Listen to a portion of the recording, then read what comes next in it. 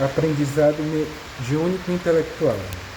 O ensino religioso é feito habitualmente pela didática comum, pela palavra falada ou escrita. Com isso, a absorção dos conhecimentos se faz pelo intelecto, banco de memória atuando como um repositório de conhecimentos.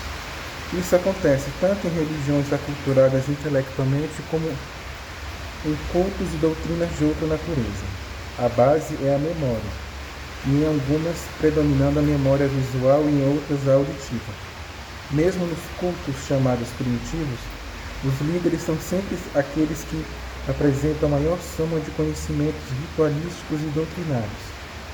Com esse método, a religião é absorvida pela alma, pelo sistema psicológico, pela personalidade.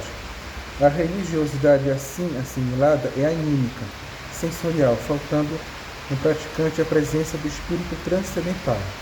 A falta de espiritualidade nas religiões tem sido a maior fonte de angústias da humanidade atual. Entretanto, a humanidade proporcionou ao ser humano um método bem mais simples e natural de aquisição de religiosidade, que é a mediunidade, e esse é o método adotado pela doutrina do amanhecer, para que seus médios adquiram os conhecimentos, que aliás não são chamados assim, mas de esclarecimentos. O fluido magnético animal ou ectoplasma exerce sua influência na pessoa de acordo com a sua programação kármica, seu plano de vida no planeta. Isso acontece no momento exato, e sua manifestação é absolutamente clara e insofismável para ela mesma. Para que esta afirmação seja aceita, é preciso que haja apenas certa honestidade do ser humano consigo próprio. Quem neste mundo de Deus não sabe quando a inquietação de seu espírito se manifesta? Uma vez começada a produção ectoplasmática, começa também o desassossego da pessoa. É a época na vida de cada um quando começam as interrogações, a busca de algo acima do senso comum, as dores, as insatisfações, as sensações de irrealização, os distúrbios neurológicos e até mesmo as doenças físicas de maior gravidade. Os sintomas variam conforme as reações que as pessoas têm de acordo com sua personalidade, ou seja, a constituição do seu psicológico conjunto.